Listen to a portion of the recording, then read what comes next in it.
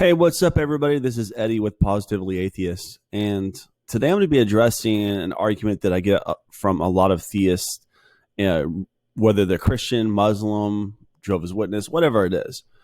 And the argument goes something like this, and it's summed up with a question: what if you're wrong? And what this argument is, I'm going to expound on this argument, what it actually means. So when people ask me this question, what they're saying is, hey, what if you're wrong? What if would you rather risk that rather than just go ahead and just believe it or believe something just in case? I mean, what if you end up dying and you find out that you were wrong? What if you find out there was a God out there who is watching you? What if you find out the one true God is Jehovah or Yahweh or Allah? And you die and you face some, and now you have to go to hell because you were so prideful and arrogant that you just refused to believe.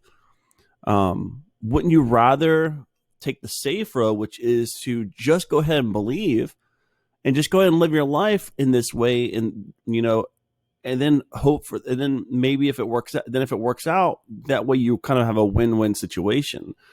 And they also, the other slight alternative to this argument is to say, look, what's the harm in believing? You're going to live the best possible life here on earth with certain moral philosophies and ideologies. And then when you die, you have a chance to go to heaven because you chose to go ahead and believe. And so it's kind of a win-win is the way it's presented. Well, I want to kind of flip that on its head and disband some of this and talk a little bit about how I respond to this, how I feel about it as an atheist, and hopefully shed some light on the situation. I'd love to get your comments in this comment section below. If you would like to throw something in there, please don't forget to like and subscribe to my channel. Share with a friend. So to get started, I want to go ahead and give a little bit of clarification, because I think this is very important for this conversation. First of all, when I say I'm an atheist, and I've done videos on this and try to clarify it in the past, but I think it's worth pointing out in this video as well. When I say I'm an atheist, I'm not saying I know with absolute certainty that there are no gods. I'm just not. I'm not claiming there are no gods. I'm not saying it's impossible. I'm not saying that there's no spirituality, that there's no spirit. I'm not saying there's no heaven or hell. I'm not saying any of those things. As an agnostic atheist, I am a person who lacks belief in a God, but I'm also not claiming to know with any degree of certainty that there are no gods. And this is an important distinction, because let's face facts. The fact that we're here, the fact that you're watching this video, the fact that I'm having these thoughts and having these conversations, the fact that we are molecules essentially in motion, forming living organisms and breathing, thinking, exploring, having imaginations. This is all very, very strange. Let's face reality about this, okay? None of us are trying to pretend like it's not the case, but it's strange. Reality is strange. So could there be a God? Maybe. Sure. Okay. Could there be spirits? Could there be gods? Could there be another realm? Yes. Okay. Awesome. In fact, do I kind of wish that were true? Sure. Let's look at the facts here. I mean, the world would be pretty cool if magic was real. I'm a huge fan of Harry Potter, and I like that type of lure with magic and incantations. I like that kind of concept, right? It's intriguing to the imagination. The idea that your soul and your spirit continue after this life is intriguing. It can be enchanting, and it can be it can also bring a sense of kind of like hope to people's lives. The idea that this isn't it, or that justice eventually will be served to those who either were downtrodden or were evil people, that somehow the scales of justice will be balanced, if not in this life, after this life. The idea of karma, the idea of all these things, I understand the attraction to them. And as an atheist, I'm not saying any of those things are false. In fact, I may even wish that some of those things were real. And sure, I do. I mean, I would love the idea of continuing on with those people who I love for if not forever, for a long time after life, or be able to see the progress of humanity thousands of years into the future. You know, is it kind of sad, the idea that this life could be it and that could be over and nothing after this? Yeah, sure, I understand. Of course, it could be kind of sad. And this is something I had to deal with when I came out as an atheist. I had to deal with these thoughts, and I have dealt with them. And to be honest with you, I feel comfortable either way. So I'm not saying that any of this is false, first of all. And I think it's an important clarification to make before we get into dealing with this argument. The thing is that I may actually prefer some of these things to be true. And because I would prefer these things to be true, it's even more important for, let's take that back. It's even more important for me to be more skeptical of the things I want to believe. In other words, yes, would I like some type of afterlife? Yes. But just because I want it to be true, just because it's meaningful and it brings a sense of meaning and purpose to my life, that doesn't mean that it is true.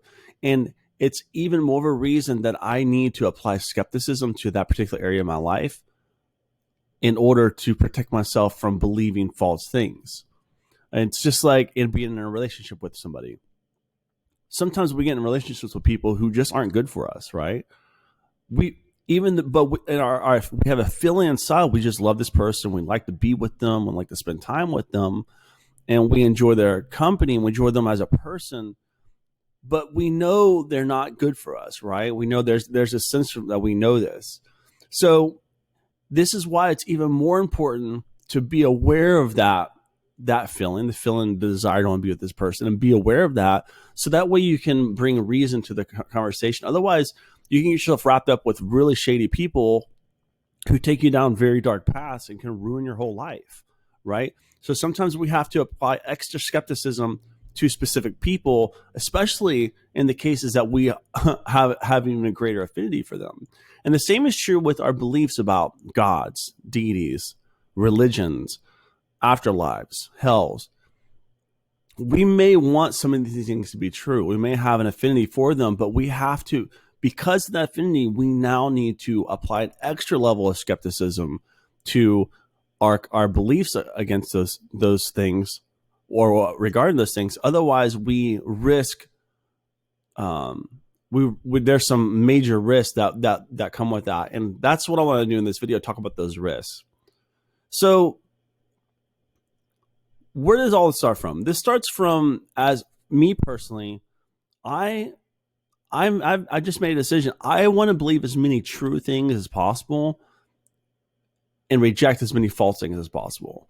And this is what I'm getting at with that previous point. Like, the thing is I may want something to be true, but my value for the truth, the capital T, needs to be of more importance. Otherwise, I risk stumbling into bad situations that can harm me, harm other people, that can distract me from actually discovering the truth, right? And I'll give you a great example of this. You know, in the past, you know, in 2 days it's going to be Thursday. In the past, there was a god that people worshipped. Temples were built around this god. Sacrifices were made to this god. People told their kids stories about this god. The god's name was Thor. That's where we get the day Thursday from, right? The name Thursday comes from the Greek root Thor, Thor's day. Thor was a god that was worshipped by thousands upon thousands of people for hundreds of years. Entire temples built to this god. And Thor was an invention of man to explain thunder, right? To explain lightning, to help understand these things. But the problem was Thor, the concept of Thor never actually explained anything. And had we as humans just simply gone with what we wanted, which was the simple explanation, we would never have come to understand how lightning and thunder works in the way that we currently do today. And because of our current understanding of how these things work, actual lives are saved. We have devices that we set up in different places to protect our houses, our livelihoods, in fact, our lives in some cases from lightning strikes. Like, we've learned how these things work because we didn't just accept what was most comfortable to us. And sometimes the truth isn't comfortable. Sometimes reality isn't comfortable. But experiencing that discomfort, experiencing the reality of things and accepting things the way they are, sometimes can bring greater knowledge, greater depth, and also help us learn things that can actually give us a better life. So, but in order to do this, you have to be a person who values the actual search for the truth over what makes you feel good or what makes you feel comfortable. And this brings me to our first point against to kind of wrap our heads around for this idea that what if you're wrong? Belief isn't a choice. Think about this. Let's say you're a Christian watching this, or Muslim, or Buddhist, whatever you are. And you're convinced that your belief is true, that there is a God out there, or gods, or whatever you happen to believe in. You've been taught this your whole life. You've been taught your whole life that your belief is correct, and you've dedicated your life to it. And I come to you and say, hey, what if you're wrong? And I say that to you. And we get in a conversation and it makes you think. Would you be willing to just simply stop believing what you believe like that? Could you decide today just to stop believing whatever it is you believe? No, you can't. The answer is no. You can't. You couldn't decide to stop believing what you believe any more than I can start believing what you believe. And this demonstrates the fact that belief is simply not a choice. Beliefs are forced on us based upon the information that we are given, and we don't have a decision as to what we're going to believe or not. So the first problem with this argument is it starts with the assumption that I can choose what I believe. And I just reject that assumption right off the bat. I can't. I believe what I believe because a combination of my biology and my experiences up until this point that have led me to my current position. Just like what you believe is a result of your experiences and your biology. So the idea that we can somehow just choose our beliefs is kind of silly to get off the bat. And like I said, this question could be flipped right on its head, and I could ask you the same thing, but what if you're wrong? Think about this. In the world today, there are probably thousands of different religions. And depending on how you define religion, if you define it through certain characteristics, there could be billions, if not trillions of religions that have ever existed. You know, personally, I kind of feel like that every person has their own religion because, let's face facts, it's very hard to find two people that agree exactly on the nature of God or gods, the theology, the frameworks that are around the religious beliefs, rules, laws, moral decisions. And depending on how you define religion, this presents a major problem where it's such that technically there's pretty much every person has their own religion if you really think about it. There's a religion of Jessica or Jane Doe. There's a religion of John Doe. There's a religion of whatever your name is. yeah, it may be very similar to somebody else's, but it's because you're dealing with an absolute type framework, dealing with a God, the idea of a God, it's an absolute type figure. Any small little change in that, in my opinion, constitutes essentially its own religious framework. So, like I said, depending on how you look at things, there have been trillions of individual religions throughout human history. But if we don't go with my definition of religion, let's go with the standard definition, just major religious frameworks. There's still been thousands of religions throughout human history that have existed. And the question that you pose to atheists like me could be posed to you. What if you're wrong?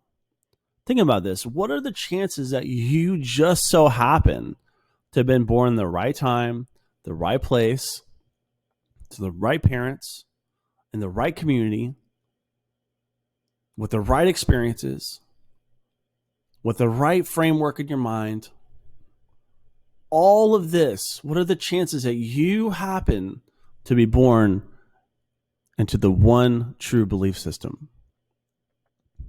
And there can only be one belief system, right? Because out of all these thousands of religions, they all make mutually exclusive claims.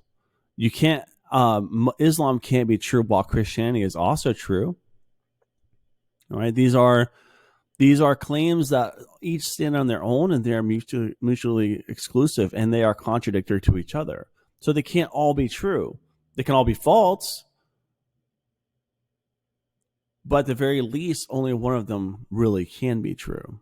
You can't have Jesus being the only way, truth, and life to God, while Allah being one true God, and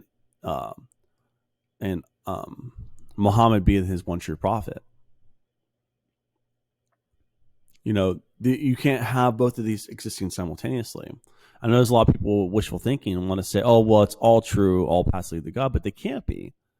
By definition, only one really can be true, or at least they can't all be true. So the question is, what if you're wrong? Because guess what? In every one of those other religions out there, the thousands of other religions, ones that you've heard of, and most of which you have never heard of and will never hear of because they're either so far away from you culturally or far away from you in time. They have religions that have come and gone in the past, that are dead religions that nobody even believes in anymore today. And all of those other religions, you're going to their version of hell, right?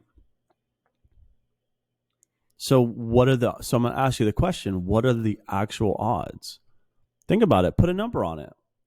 Can you put a number on it? What are the actual odds that you are right in your belief system? 1 out of 1,000?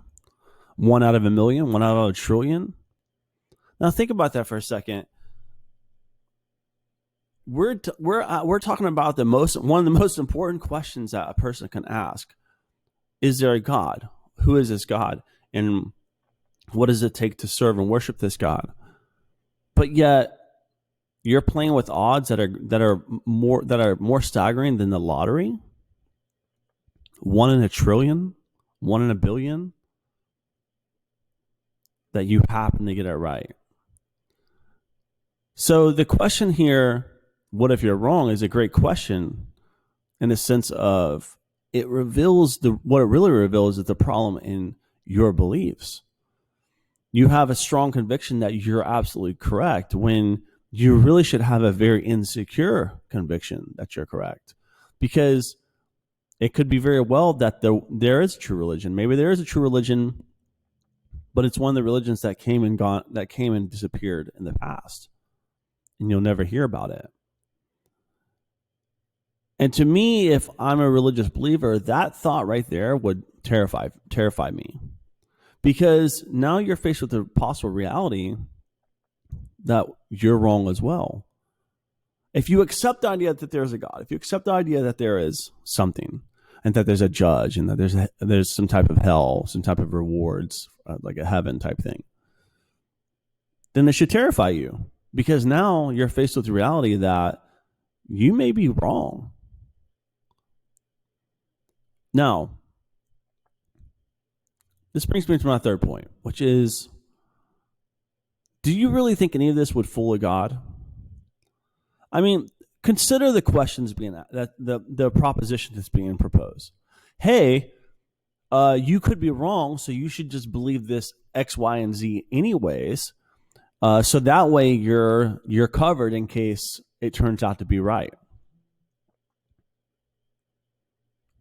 Think about this for a minute. What does that mean? Are you suggesting that somehow the God of the universe, the creator of all things big and small, all the natural laws, all the mechanical processes, every single thing in existence, a being so powerful, so vast, and so knowledgeable that it controls time, space, and matter, and all known possible realities in the cosmos, but yet he's going to be tricked by you because you pretended to believe something that you didn't believe originally? I don't think so. I would like to think if there's a God up there in heaven, that if I were to pretend to believe something just out of fear that I could be wrong, and I get up there, and I would like to think he's smart enough and more intellectual enough to see through that, to see me as like, to see my phoniness and not respect that. In fact, I think the ironic thing about all this is that if you really think about it, God is, if there is a God, if there's a being like this, that God would respect the atheist more than anyone else. Because at least as an atheist, when I get, let's say I do die and I go to heaven, or I go to the pearly gates, or whatever you believe, or I go face this being and its ultimate judgment that you tell me I should be afraid of. I'd like to think that this being is wise enough, honest enough, caring enough, intellectually honest enough to say, look, I get it. I see that you wanted to believe, but there wasn't enough information for you to be convinced. And I totally understand that. But I also see your commitment, and I also see that you genuinely had some thoughts of fear. Like, you didn't know what was going to happen. And people were telling you, hey, you should just believe just in case, right? And I can see that got to you on some level, because it did make you pause and think and reflect. But I also see that you were brave enough and you had enough intellectual honesty and moral integrity to, in the face of that fear, still not just accept the answers that were given to you. And to me, if there's a God, I would hope that God would reward that God would actually see that as an honorable position to take. And if you really think about it, guys, ladies and gentlemen, what if there is a God? What if there is a heaven, and the only people to go to heaven are the atheists? Because the atheists were the only ones who withheld belief in the face of fear, in the face of uncertainty, all out of a desire to hold out for the actual truth. So my thing is, don't you want to know what the truth is? Don't you want to know what the reality of things are? Well, to me, the only way you can get to that place to find those things is if you stop just accepting the most comfortable answers. Stop just accepting that there's this God named Thor who's responsible for lightning and thunder. Maybe you can actually go out and explore how lightning and thunder are actually created. Stop just accepting the answers that are just given to you because you could be wrong. Why not withhold belief until such a time that the truth is actually demonstrated to you? Isn't that the best place to be at? Isn't that the most intellectually honest and the most compelling position to have? Isn't that the best position to have? So instead of coming to atheists and saying, hey, you could be wrong, maybe you need to ask yourself that question. Maybe you could be wrong. And what are the odds that you are? Because remember, not all religions can be correct. They have mutually exclusive claims. But all religions can be wrong. Right? And what's the likelihood that you would ever stumble across the one true religion that is correct? To me, the best place to be at is to ask yourself, what if I'm wrong? Because when you ask yourself that question, what if I'm wrong? You now open yourself up to the possibility that you could be wrong. And then you then and only then can you begin the process of trying to discover what the actual truth is. So thanks for tuning in to Positively Atheist. I hope this video was encouraging to you, enlightening. If you liked it, please like and subscribe to the channel, and look forward to providing some more content for you guys. I'd love to hear your feedback and comments in the comment section, and talk to you later. Thanks.